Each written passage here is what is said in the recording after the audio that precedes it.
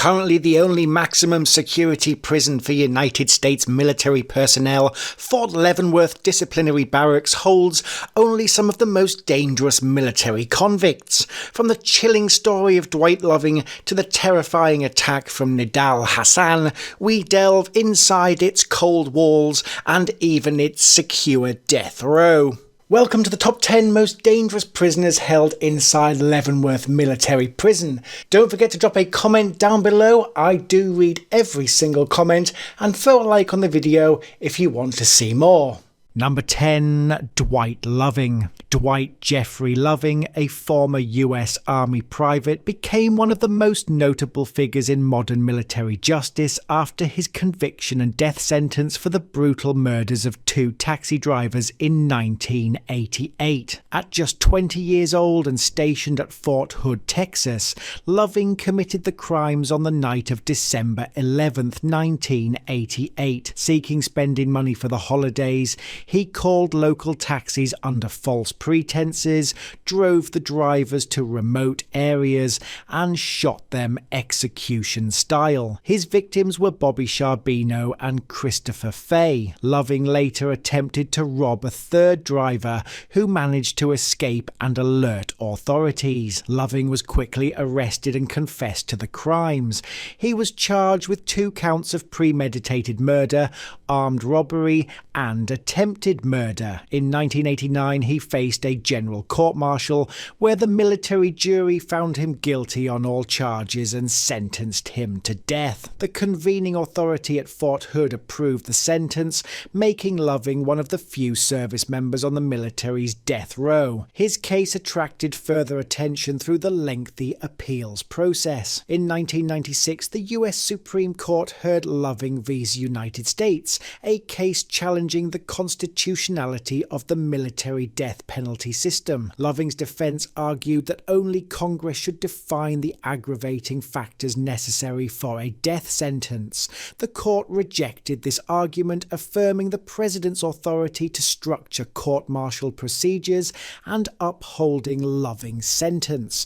For over 2 decades, Loving remained on death row at the U.S. Disciplinary Barracks in Fort Leavenworth, Kansas.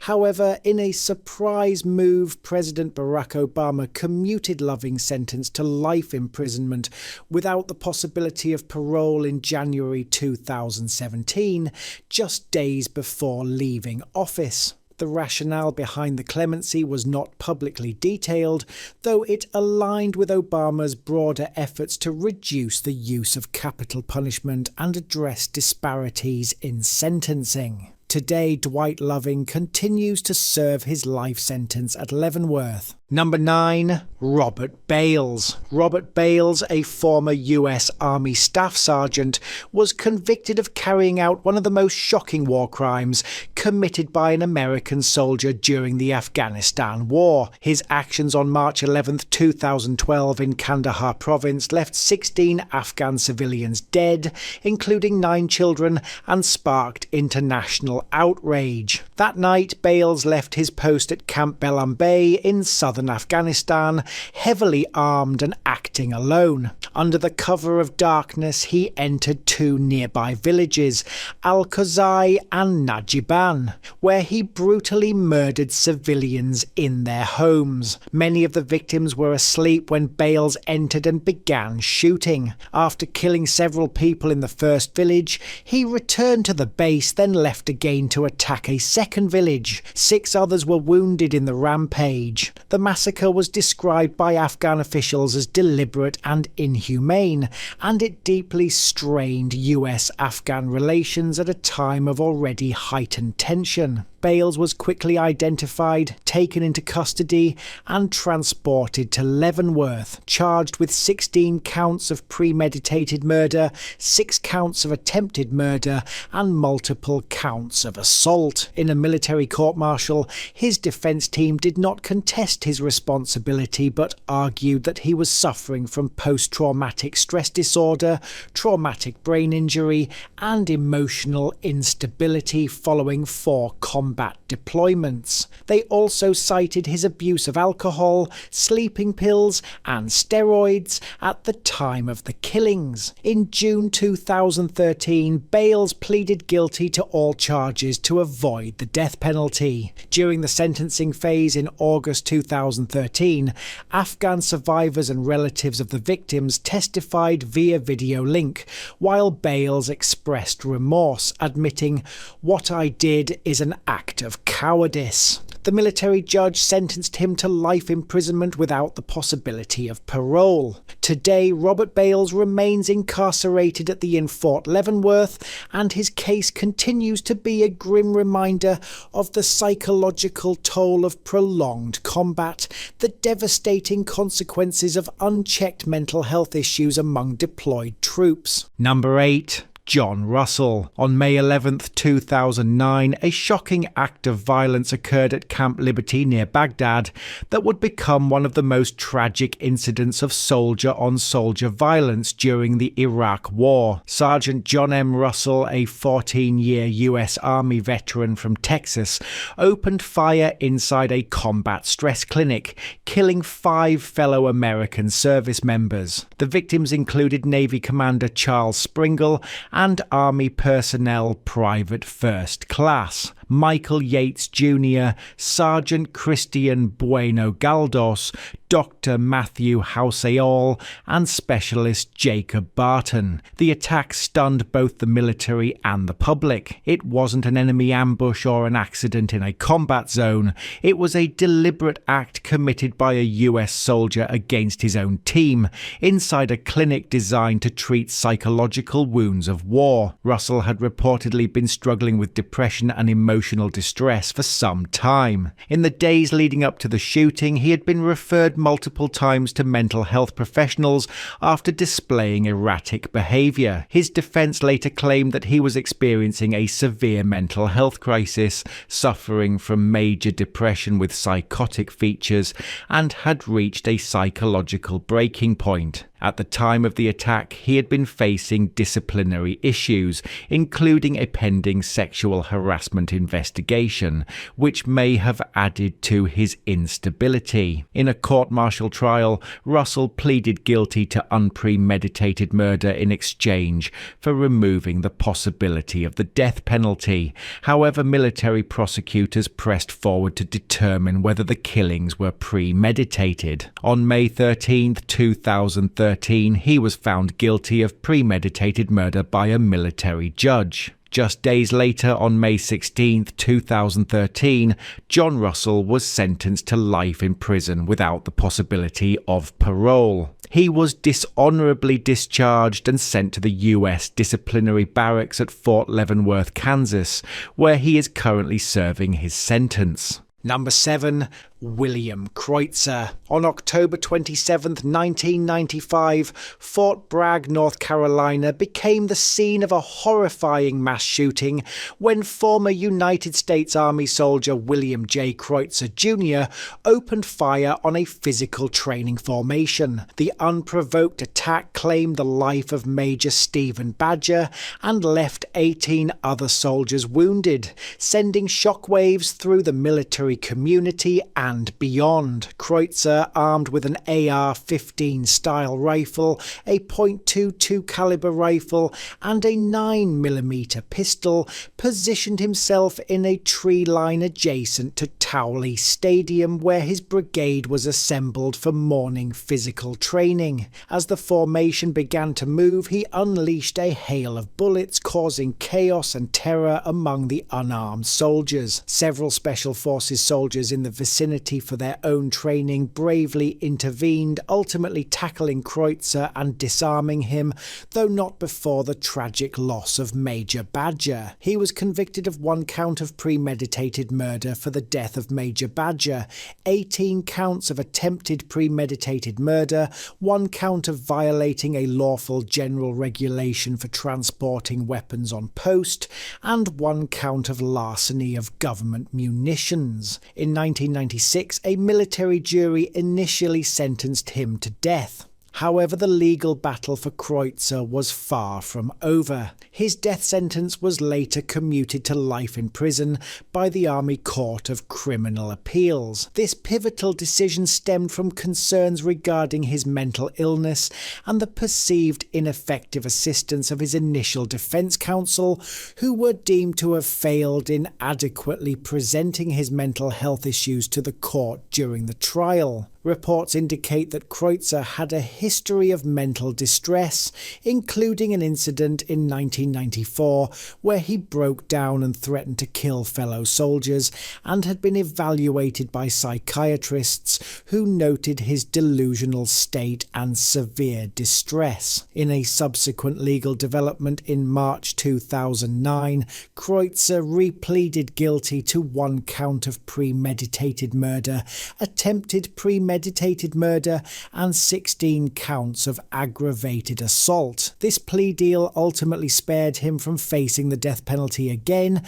and he was formally sentenced to life imprisonment, reduced in rank to E1, forfeited all pay and allowances, and received a dishonourable discharge. While the precise terms of his life sentence regarding parole eligibility are not publicly detailed, military justice typically allows for parole, though it remains uncertain if he will qualify within his natural lifespan. Number 6. Calvin Gibbs. Calvin Gibbs was a staff sergeant in the US Army who became the central figure in what became known as the Kill Team atrocities during the war in Afghanistan. The crimes, which took place between January and May 2010 in the Maiwan district of Kandahar province, involved the premeditated murder of at least 3 unarmed Afghan civilians. According to investigations and trials, Gibbs was identified as the ringleader of a rogue platoon. He was accused of instigating and participating in the killings, which were staged to appear as legitimate combat engagements. Soldiers under his command testified that Gibbs and others would discuss fabricating scenarios, such as planting drop weapons and detonating grenades near the victims to make them appear as if they were enemy combatants. The specific instances of murder attributed to Gibbs and his co-conspirators include the killing of an unarmed farmer in 2010, with Gibbs using a grenade in this murder. A second killing occurred approximately 1 month later in Karikale village, and a third incident took place in May 2010 in Qualaday village, where an elderly Afghan man was detained, had a grenade thrown at him by Gibbs, and was then shot by other soldiers. Calvin Gibbs pleaded not guilty to the charges, denying that he planned, conspired, or killed any non-combatants. He claimed the killings he participated in were justified. However, a military jury in November 2011 convicted him on 15 counts, including 3 counts of premeditated murder. He was sentenced to life imprisonment with the possibility of parole after 20 years, reduced in rank to private, ordered to forfeit all pay and allowances, and dishonourably discharged. The case also revealed a troubled platoon environment with allegations of drug use, though Gibbs himself reportedly did not use drugs, and a lack of proper authority. Number 5. Jeremy Morlock. The case of Jeremy Morlock centred on a series of horrific war crimes committed in Afghanistan between January and May 2010, known as the Maiwand District Murders. Morlock, a US Army specialist, was part of a rogue unit from the 5th Striker Brigade that engaged in the premeditated killing of unarmed Afghan civilians. Morlock and other soldiers, allegedly led by Staff Sergeant Calvin Gibbs, fabricated combat situations to justify these murders. Their method often involved throwing a grenade at an unarmed civilian and then shooting them, making it appear as though the victims had attacked first. They also planted drop weapons near the bodies to further support the false narrative of self-defense. Disturbingly, members of this kill team were also accused of collecting body parts as trophies and posing for photographs with the corpses, some of which were later leaked to the German news magazine Der Spiegel, causing international outrage. Morlock was among the first soldiers charged in connection with these atrocities. He faced 3 counts of premeditated murder, along with charges of conspiracy, obstructing justice, and illegal drug use. In March 2011, Morlock entered a plea deal, pleading guilty to the murder charges. As part of his agreement, he consented to testify against Staff Sergeant Calvin Gibbs and other co-defendants,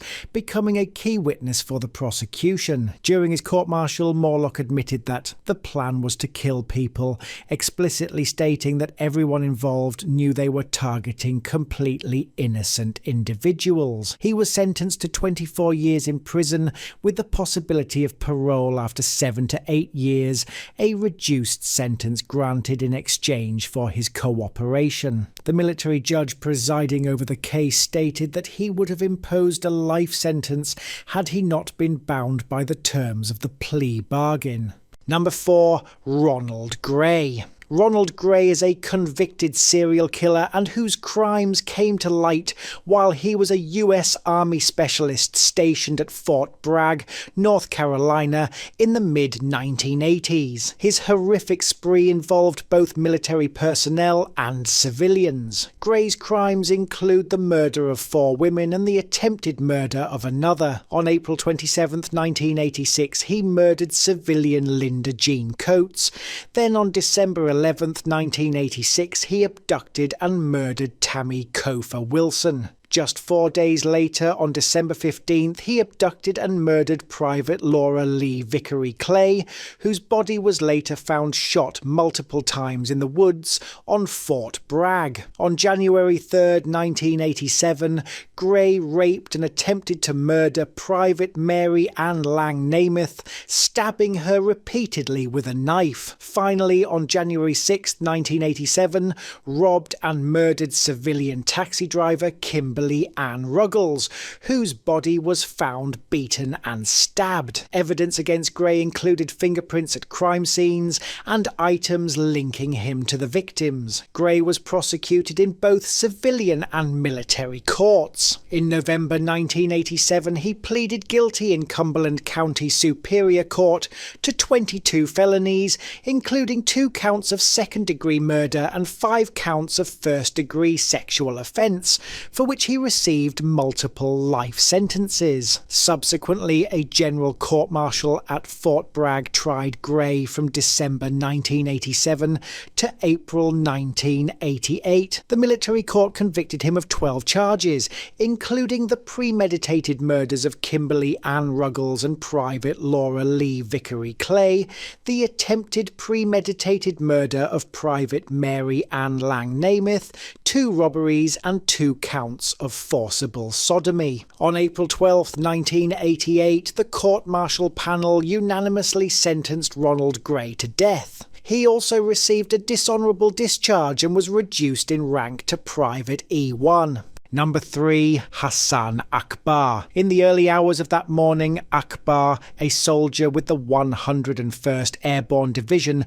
deliberately turned off a power generator, plunging the camp into darkness. He then threw 4 fragmentation grenades into 3 tents where other members of his division were sleeping. In the ensuing chaos, he also fired his M4 rifle. This assault led to the deaths of Army Captain Christopher S. Seifert, who was fatally shot in the back, and Air Force Major Gregory L. Stone, who died from extensive shrapnel wounds. 14 other soldiers were wounded primarily by grenade shrapnel. Akbar was the sole suspect and confessed to the crimes. Prosecutors argued that his actions were premeditated, citing diary entries that allegedly expressed his intent to harm fellow soldiers. The defence, however, contended that Akbar suffered from psychiatric problems, including paranoia, irrational behaviour and sleep disorders, which they claimed made him mentally ill and confused. Hasan Akbar was tried by a military court-martial at Fort Bragg, North Carolina in 2005. A 15-member jury convicted him of 2 counts of premeditated murder and 3 counts of attempted premeditated murder. On April 28, 2005, he was sentenced to death, becoming the first US soldier since the Vietnam War era to receive the death penalty for murdering fellow service members in wartime. Number 2. Timothy Hennis. The case of Timothy Hennis is a complex and unusual one, involving multiple trials and a dramatic shift in legal outcomes for the same heinous crimes. Hennis was accused of the brutal murders of Catherine Eastburn, 31, and her 2 young daughters, Cara, 5, and Erin, 3, in Fayetteville, North Carolina in May 1985. The victims were found stabbed multiple times, and a 3rd infant daughter was found alive in her crib. Hennis, then a US Army sergeant stationed at nearby Fort Bragg, was initially tried in a North Carolina state court in 1986. He was convicted of 3 counts of first-degree murder and 1 count of first-degree rape, and subsequently sentenced to death. However, his conviction was overturned on appeal by the North Carolina Supreme Court in 1988, which cited the excessive use of graphic crime scene photographs by the prosecution as unduly influencing the jury. In his second state trial in 1989, Hennis was acquitted of all charges. Following this acquittal, he re-enlisted in the US Army and continued his military career, eventually retiring as a Master Sergeant in 2004. The case remained cold until 2005, when new DNA testing became available. Investigators re-examined evidence from the crime scene, specifically a vaginal swab from Catherine Eastburn. The DNA results from this swab conclusively linked Hennis to the crime with an extremely high probability. Due to the double jeopardy clause of the Fifth Amendment, North Carolina state courts could not retry Hennis after his acquittal. However, because the crimes occurred while Hennis was on active military duty, the US Army exercised its separate jurisdiction. In 2006, Hennis was recalled to active duty and faced a military court-martial for the murders. In 2010, after a 3-week trial at Fort Bragg, a military panel found Timothy Hennis guilty of 3 counts of premeditated murder. He was once again sentenced to death. This made Hennis a rare individual who had been tried for the same crime 3 times, experiencing a conviction, an acquittal, and then another conviction. He currently remains on military death row. Number 1. Nidal Hassan. Hassan, who was preparing for deployment to Afghanistan, entered the Soldier Readiness Processing Center at Fort Hood and opened fire with a semi-automatic pistol. Witnesses reported that he shouted Allahu Akbar before he began shooting. During the attack, he specifically targeted uniformed soldiers passing over civilians. He was eventually shot and paralyzed from the waist down by civilian police. Following the shooting, investigations revealed that concerns had been raised about Hassan's behaviour and performance during his time as a medical intern and resident, including comments described as anti-American. He had also engaged in email correspondence with Anwar al-Awlaki, an individual monitored by the NSA as a security threat. While the US government declined to categorise the shooting as an act of terrorism at the time, many reports and analyses later described it as such, driven by motives including opposition to military deployment and religious extremism. In August 2013, Nidal Hassan admitted to the shootings at his court-martial. He was convicted by a military panel on 13 counts of premeditated murder and 32 counts of attempted premeditated murder. The panel unanimously sentenced him to death, and he was also dismissed from the service and stripped of his rank. We have many more great true crime videos on YouTube. Check out our new True Crime Bites individual stories on the right, and check out our long form playlist on the left. Thanks for watching and see you next time.